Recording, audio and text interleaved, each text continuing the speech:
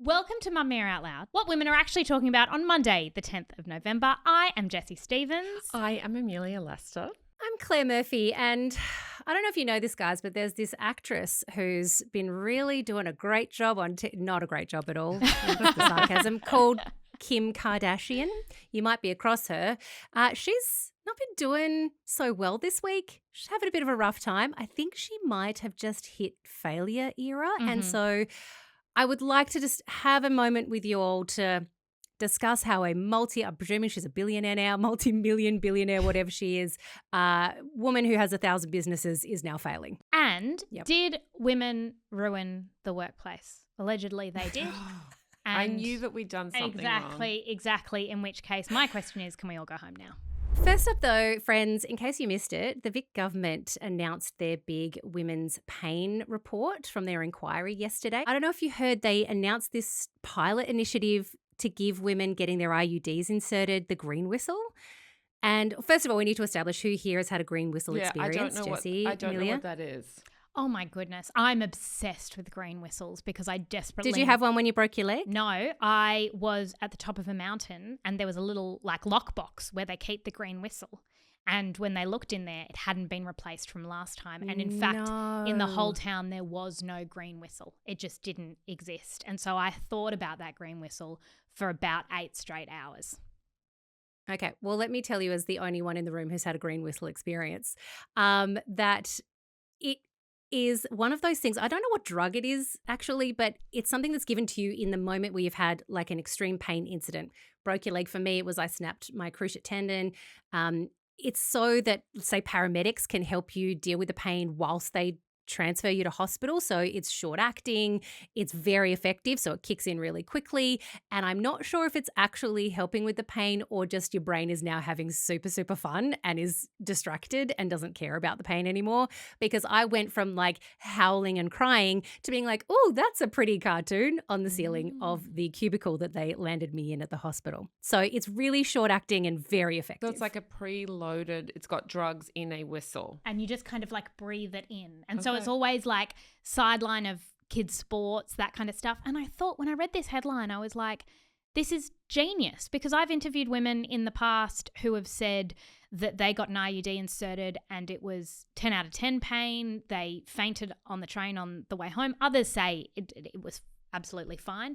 But the fact that that hasn't been part of the process or something that you're offered. I've even thought it with, I remember the most painful part of my labour was the stretch and sweep thing that they did. My Lord, and I was like, can I have a green whistle for that? Maybe not. I don't know. It might not be good for the baby. But the fact that pain relief isn't at the forefront of, you know, the practitioner's mind when you are going inside someone to a very tender area, I think this is very exciting progress.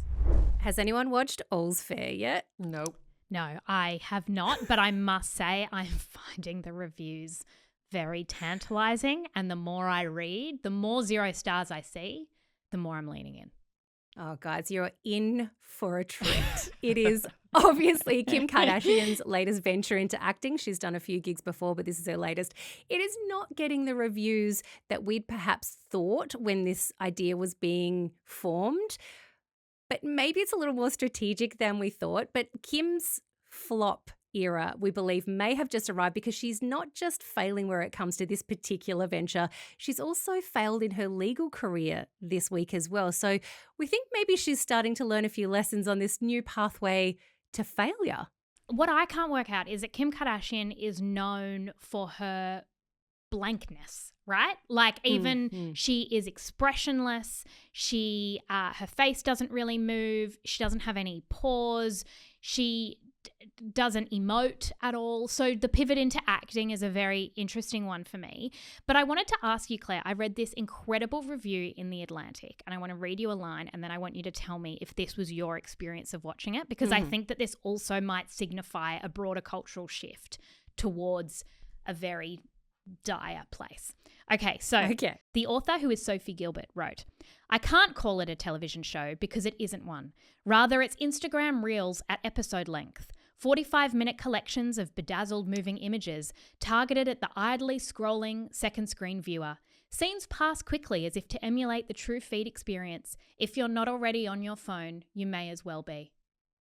Yeah, that seems pretty accurate. I did, to be honest. I did see one still from it, which was Kim wearing a sort of tweed skirt with, I believe it's called a whale tail, a visible G-string poking out the back. I mean, look, I'm not a lawyer, but does she actually wear that to court in this show? Well, let me just preface, I'm 3 episodes in and they have yet to go to court. This is all boardroom experiences at this point. So this is like husband and wife sitting down across the table, very combative. Like they often come in with a bunch of men and they sit down and they say things like, oh, all the ladies together, like that kind of vibe. And then the ladies are like, and we are going to destroy you. And you're like, yes, girl, go get him. And then they deliver these like terrible lines and you're like, cool, you still won. Like I'm really happy for your client. But like these storylines are wrapped up in milliseconds. You barely get to know the clients. Like Jessica Simpson is a client and her role is like exceptional. Like exceptional. What do you mean by exceptional? Like she's a great actor? Because it is no, nothing to do with her acting experience. It is the fact that they brought her in to play the character that they have, and it kind of plays very much into her real life plastic surgery experiences. And so like it's just great. And also Glenn Close, like you cannot fault this woman. She's incredible. And she delivers a line to Sarah Paulson's character where she says like the world would be so much happier if your mother just swallowed. And that coming out of Glenn Close's mouth is like, whoa, it's camp. And it's terrible. Like it's just awful, awful terrible. But this is different from Kim Kardashian American Horror Story because she got rave reviews for that. All right, because I have 2 theories as to why this has happened. Because I don't believe in 2025 we are accidentally, especially with Ryan Murphy who created Glee. Like he is a very incredible creator who knows what he's doing. I don't believe that this happened by accident, right? So the first theory is one I've seen going around on Substack, which is basically the 0% rating on Rotten Tomatoes is a plant. And it's there on purpose because there is nothing that makes you want to watch a show more than the thought, is it really that bad? Like I want to go and prove for myself that this is the worst show ever, and that's been part of the attraction. And early indications suggest that people are flocking. The second thing is that there are 17 executive producers on this show. Yeah, it's pretty wild. It's wild, right? Including pretty much all of the actors. So you've got Watts is one, I think Kardashian is one, Paulson is one. Yep. And what that means is like decades ago, you'd have 3 or 4. So the room of people making decisions is quite small. Now it's like this flex that every actor sort of wants to be an EP as well. And I think we're starting to create these vanilla Frankensteins, like where we've got too much input that it then just dilutes an idea and becomes absolute garbage. The next show you're watching, have a look at how many people had creative input, and there is a threshold at which there is just too much. Like, did Kim Kardashian need a seat at the table like that? I think you're onto something there because And Just Like That had the same issue. It did too. All the key actors were executive producers. And Rotten Tomatoes, for some time now, people have been talking about the fact that because it's so important, it is getting gamed. Yeah. And I don't know if you remember this, but about a year ago, it came out that Paddington 2 had the highest Rotten Tomatoes rating of any movie ever. Higher than Citizen Kane, which is often regarded as the cinematic masterpiece of the 20th century. And you just got to wonder about any rating system. I mean, look, I think Paddington 2 is delightful and Hugh Grant is, as usual, stealing the show. But I just wonder if Paddington 2 really is the best movie of all time. So as I mentioned, well, this is Kim's big fail of the moment. But just quietly, she failed again this week because she didn't pass the bar. And anyone who's been watching the Kardashians knows that like this has been a big theme throughout all of the seasons, that she's been studying very hard and she's been working, advocating for people in prison, and she failed the bar. So this feels like Kim Kardashian is failing in her personal life. She's failing, she can't control the men that come into her sphere, so I guess that's out of her control. But career-wise, like her actual career as a lawyer is failing. Her alternate career as an actress, she is failing. Are we now witnessing Kim Kardashian's flop era, and what can she learn from all of this, we think? I mean, she's love fine. this. I love this for her. I think this is why she is still just as relevant today as she was 10 years ago, 15 years ago. It's because she is willing to keep reinventing herself and taking risks. And she's failed lots of times. Like, I'm thinking back to her skincare line that she tried to launch a couple of times. That never took off, and it should have. Skims took off because she got really smart people around her, and she knew exactly what moment she was in. But I love her failing the California bar. Isn't this the second or third time that she's failed at this point? I don't know which bar she's failed, because remember she failed the baby bar last time, and whether this is the full-fledged one or a retake of the baby bar, I'm not sure. But yes, she has failed before. So I believe that she has now passed the baby bar, but that it was the last time she could possibly do it was the time that she passed. Right. And then she studied really hard with this. She did say she relied heavily on ChatGPT, and she has some firm words for ChatGPT. She says that sometimes it's more like a go girl, believe in yourself. And she's like, I just need the answer, which, like, yes, I agree. But I think she has entered her flop era. But Kim Kardashian is nothing if not self-aware, and that is her superpower. So even her caption on Instagram about the All's Fair thing, which was like, have you guys watched the critically acclaimed All's Fair yet? Like, she thought that was funny, that it was bad. And she posted about failing. She didn't have to post that she failed that exam. But I mean, I think we all enter flop eras. We've got to own them. There is humor in them, and all power to Kim Kardashian. I think this is amazing because I've had these conversations with my daughter very recently, because when I pick her up from school, I'd ask her about, tell me one thing that happened today. What did you succeed at today? And we've had these kind of conversations. And then one day I just asked her, did you fail at anything today? And she was like, oh, I don't know. I don't want to think about that. And then I was like, but we learn from that. Like, if you fail at something, you learn some really big lessons from failing. And she was like, oh. And now we have conversations about successes and failures, so that as she grows up, she's going to be like, okay, what did I learn from that fail? Rather than, oh my God, I failed. I'm the worst human in the world. And now I can never do that again because I failed at it and I must be terrible. So like, I love talking about failure. And I'm like you, Amelia, I think this is a really great moment for her because she's embracing it. She learns from it. She keeps moving forward. She keeps trying. She does things that gets her out of her comfort zone. She does something new and different and incredible. And then sure, sometimes it succeeds and sometimes it fails, but she's not just hanging off of the Kardashian success for the rest of her life. It's really quite interesting this time of her life. I've got another little tidbit of gossip related to the Kardashians, and it's about Kris Jenner, who's not failing at anything right now. She is in whatever the opposite of a flop era is. She's got her brand new face that has been critically acclaimed, unlike Kim's show. And she just celebrated her 70th birthday on Friday night in Los Angeles, in Beverly Hills, at Jeff Bezos' mansion. And the guest list was very impressive. It was everyone from Mark Zuckerberg to Oprah and Gayle to Rita Wilson, Tom Hanks' wife, who's also an actress in her own right, to Miranda Kerr and the Snapchat guy she's married to. Evan. Adele was there. Interestingly, she covered her face with her handbag on the way in, which reminded me of, remember when Leonardo DiCaprio went to the Bezos wedding and with just pulled his hat down the whole time? I would absolutely go to Kris Jenner's 70th, and I would absolutely hide my face on my way in and out, because I think the Out Louders would, probably call me out fairly, but I'd be like, guys, I'm there for the gossip. But what I found really interesting about this is that Kris Jenner was not always Hollywood royalty. In fact, she was on the outs in Hollywood all through the 2010s. The Kardashian family was seen as very naff, sort of embarrassing. They certainly didn't have any credibility in the sort of moneyed halls of Beverly Hills. And now Kris Jenner seems to be the queen of Hollywood. And she's bringing together not just actors like the Rita Wilsons of the world, but also like media moguls like Oprah, and then tech moguls like Mark Zuckerberg and Jeff Bezos. And my genuine question is, how did she pull this off? And why does everyone feel that they need to be there at Kris Jenner's birthday party? I reckon behind the scenes, she must be an incredible networker, right? Like, she must be one of those people that everyone actually quite likes. This happens in like Australian media circles where it's not who you'd expect, who are like the most connected and almost the most popular.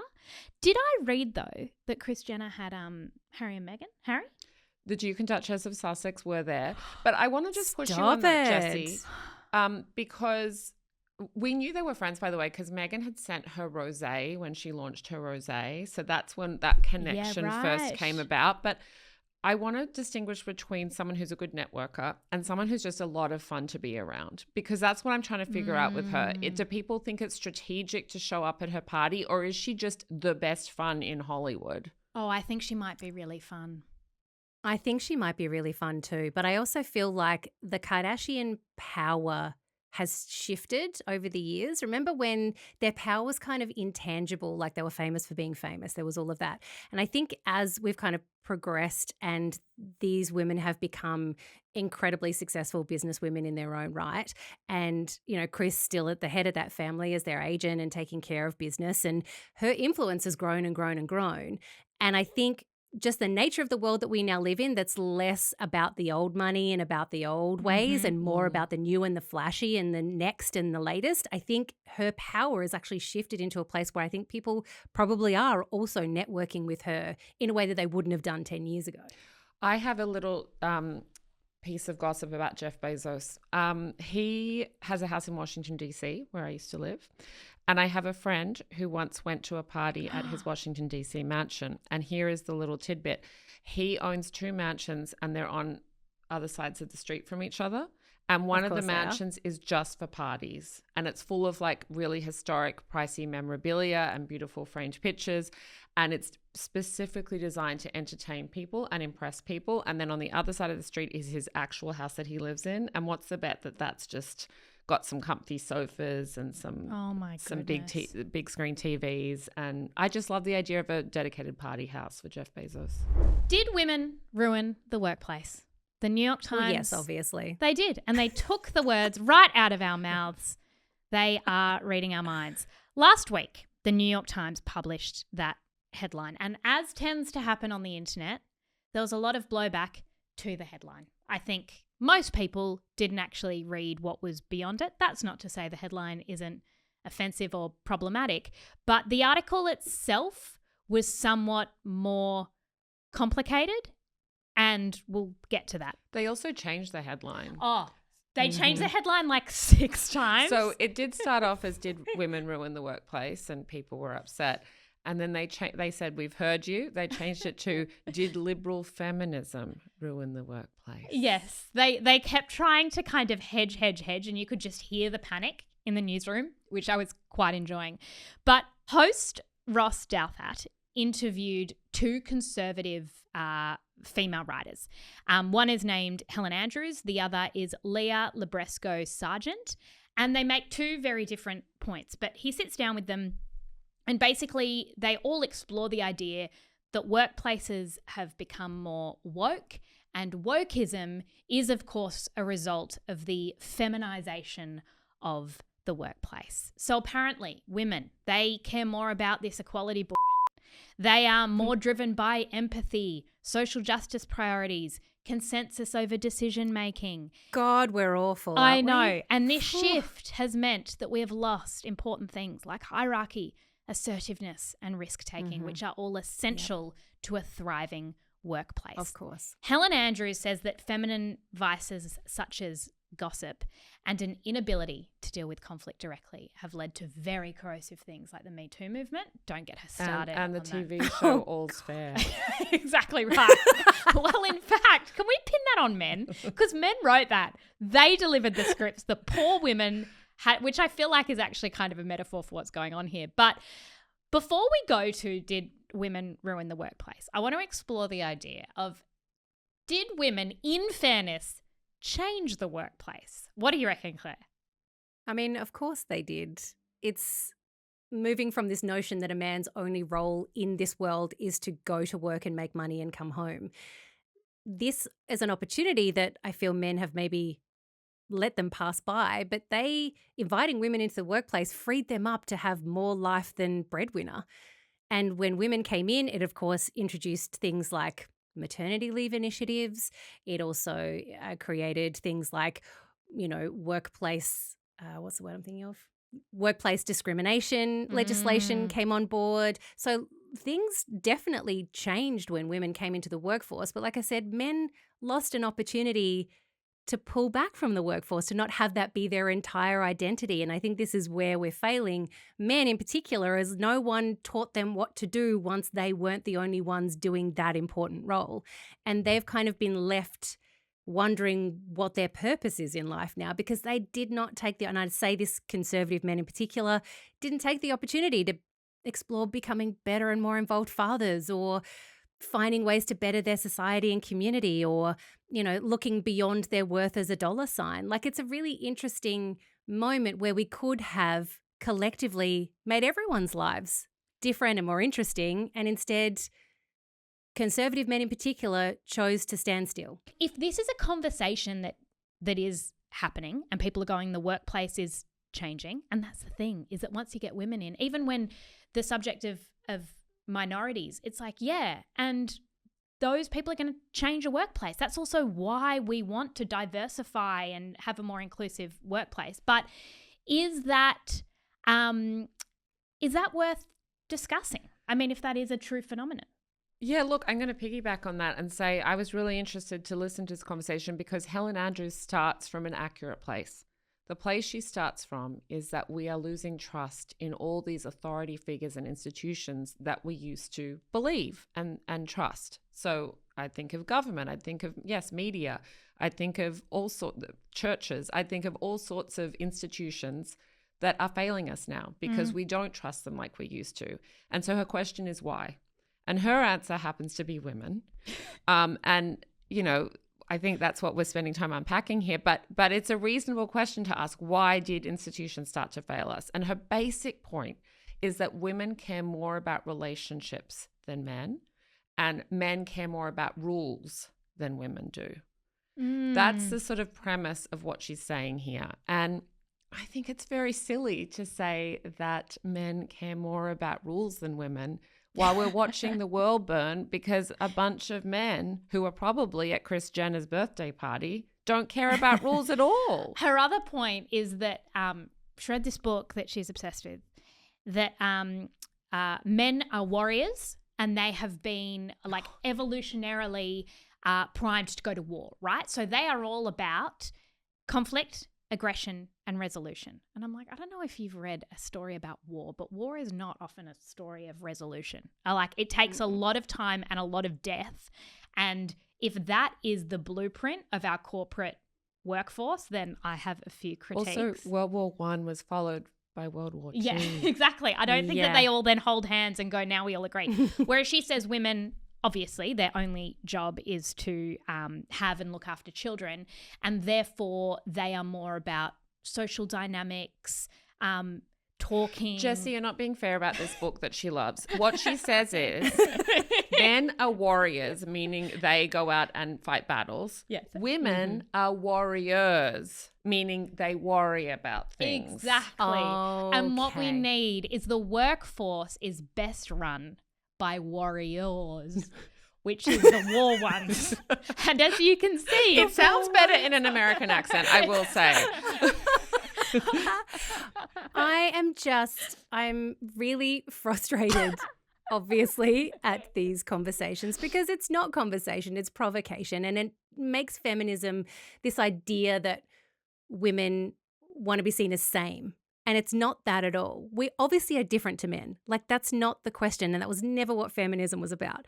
Feminism is about equality. It's about political equality. It's about social equality. It's about economic equality. It's not about being the same as men. Women bring different things to the table. It doesn't mean they're worse things. We are flawed just as men are. We're going to make mistakes and do things just as men do.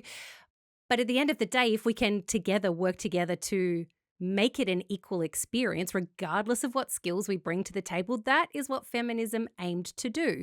And the problem with the word feminism is it has the word feminine in it, and men, conservative men in particular, see that as lesser. We don't want to be that. That is a threat to my masculinity, instead of seeing it as an accompaniment or a way to improve yourself is by aligning with that femininity and exploring that and seeing how that can work better together.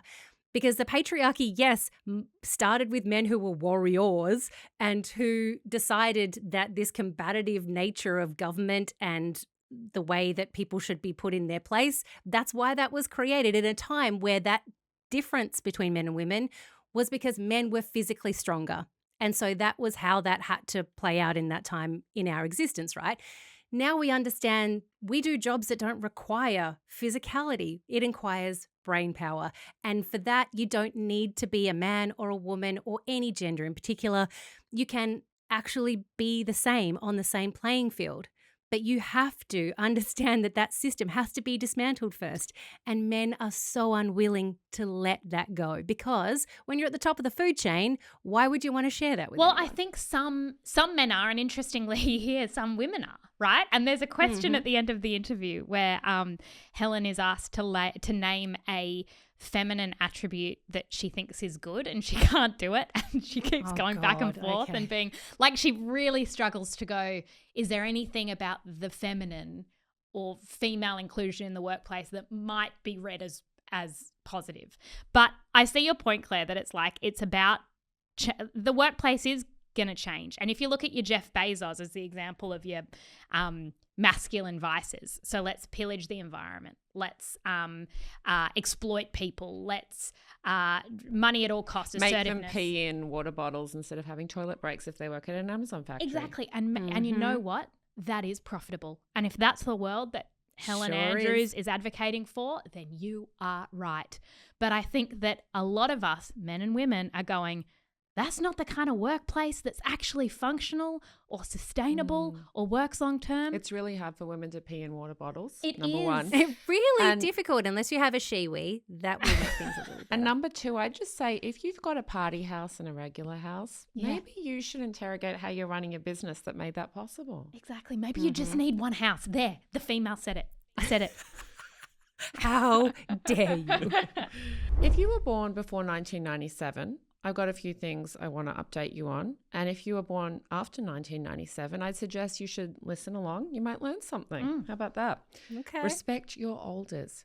Respect your elders. The first thing I wanted to tell us people born before 1997 is that I went to Oasis this weekend. Oh, okay. I went to their concert and it was so great. Was it? I had the best time. Holly was there too. We were singing our heart out to Don't Look Back in Anger. The second thing I want to tell you about is that we are apparently doing something else wrong now. Oh, can we just add it to the list of things? Okay. What are we doing wrong today, Amelia? Millennials, gather around because I just found out that we are getting made fun of for something called the Millennial smile. Yeah, so the Millennial smile, it's essentially what Tyra Banks told us to do when she said to smize. Remember that? Yeah. It's smiling with your eyes. Smiling with your eyes. Your lips are closed. You're smiling with your eyes. You're looking very benevolent about the world. And look, I would rather be accused of having the Millennial smile than the Gen Z stare. I'm just going to put that out there. But also I did feel deeply shamed and guilty when I watched this video because I absolutely do the Millennial smile, particularly in selfies. Okay, because what was distinctive about this smile too is that you don't open your lips, right? No, like the your lips are pursed closed. They're pursed closed. But raised up. But it's not duck-faced pursed. No. It's just like a very gentle, like, I don't even know how to explain this. Like a little smirk. smirk. Yes. It's how I smiled when I had braces, which was like I'm trying to hide my dental work. Yes. Now, I think because I had braces on my teeth, I was gappy and I had lots of issues. Yes. I feel like now I'm still just stoked I don't have braces anymore. Yes. So I smile with all the teeth. But we had to have a smile in our bank for when we took our 48 MySpace photos, like an album of our night out, where we just looked exactly the same at the nightclub with our digital camera, where we would do that face with our like good angle. That's interesting because I've got a slightly different theory as to how it originated, which is that because I'm an elder millennial and you are a baby millennial. Yes, is that the I term? am. Yep. Us elder millennials still remember taking the little camera roll to the chemist to get the photos printed. Yes. And there was always this moment that you went to pick up the photos once they were printed, and your hands would practically be shaking as you open this envelope to see if amongst the 24 photos that you had carefully taken, there may be one that is good enough for you to perhaps frame. Yeah, exactly. And you Put up never on your knew. wall. You Yeah. never knew. And so we didn't have endless opportunities to take photos. We only had the photos that we had on our 24 photo roll. Okay. And so we had to develop a foolproof way of smiling. And I see you nodding, Claire. You know what I'm talking about. Okay, so we couldn't risk it with teeth, is what you're saying. We couldn't Because risk it with teeth. Teeth changes everything. And that's the thing is like when you are looking at your face in a camera, like if you don't smile with your teeth, it like elongates your cheeks a little bit and like you don't look like a crazy person. And sometimes when you smile with all your teeth, it changes the whole shape of your face and like it broadens out your cheeks and it like changes, squints up your eyes a little bit. Sometimes you want your eyes to be the focus, not the mouth. So it's been practiced in a way that you know that if I deliver this photo in a certain way, it'll probably turn out kind of okay. The smile is unpredictable and it depends on who you're standing next to, what angle you're looking at. Like there's a lot of unknowns with the smile. Unless you've been practicing forever. I lose my eyes. Yes. Like there are lots of issues. Also, my chin scrunches. Like there is a high probability of error. I just wish that I had maybe had this advice before my wedding. Well, can I just say I went to my niece's 21st birthday very recently and she had like this glorious setup with like draped fabric and candles and like things that people were posing in front of to have their photos taken. And someone handed me a camera and said, "Can you take some photos for us?" And I was like, "Of course. I'm cool. I can hang with 21-year-olds and take a decent photo. I've been doing this for a long time." I think that you using the phrase "I can hang with 21-year-olds" was your first. I mean, error there. internally, yes, but I would never say that out loud in front of the young people for fear of being judged. But I walked up and I held up the camera and before I'd even like gone to press, they were like, no, this is all wrong.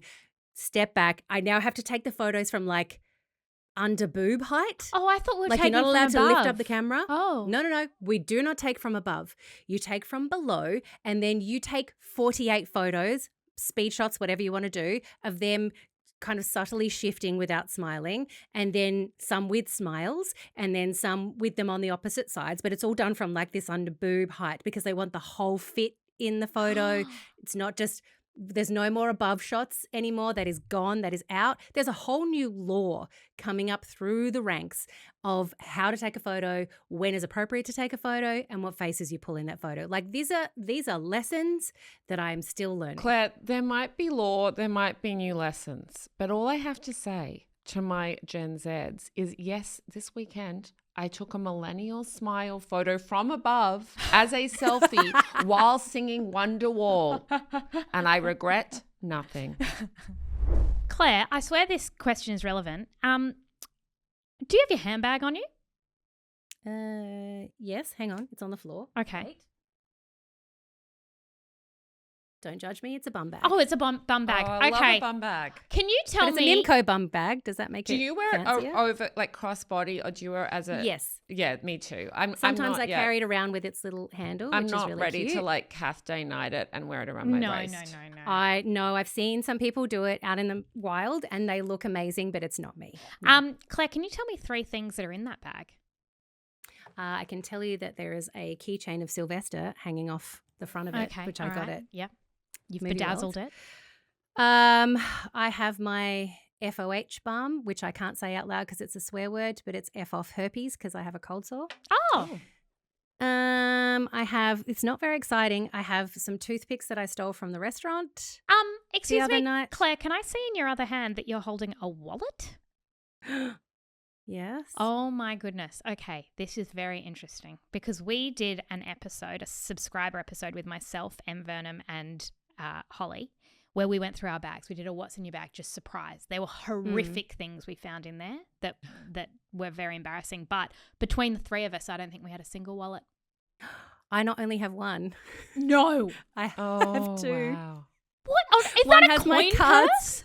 Yes. Do you have coins in it? Yeah. What do I you do do. with them? I sometimes use them to pay for goods and services, Oh my which is their intended purpose. This is wild. Am I nannying out right now? Is this like, am I in my old lady era? Is this what's happening? I don't understand. Do you There's own also a keys in Do you there. own a phone that has pay on it? No, but I would love that. What? No, you don't Apple Pay? Like, do you? No. Oh, okay. This is a whole It is a whole like thing. intervention. A bank gave me cards to do that with. Like, why do I need to? Okay, all right. I need an intervention. This is Okay. incredible. All right, on last Thursday's subscriber episode, you can listen, Claire, to how the world has moved on from wallets, and you can also find out the disgusting things we found in our bags, and they reveal some awful things about us. Thank you, Out Louders, for joining us, and thank you, Claire, for filling in today. Thank Did you. you know as well, Out Louders, that we are on YouTube, and I found a comment that I really liked, and it was saying that our friend Amelia Lester over here looks like Maggie Gyllenhaal. Have you ever had that? She does. I used to get it constantly. I see it. And I actually was one time in a shop in Brooklyn, and guess what happened? My doppelganger walked in. No. And Maggie and we used to look much more similar than we do now for some Did you like reason. Spider-Man meme each other? Like point at each other like, you know? Are you me? Am I you? You know, there's nothing more pathetic than someone who is not a celebrity going up to a famous person and saying, we look the same. So I chose not to draw attention to it. Yeah. I love that so much. Well, if you want to see how much Amelia looks like our friend Maggie, you can see us over on YouTube.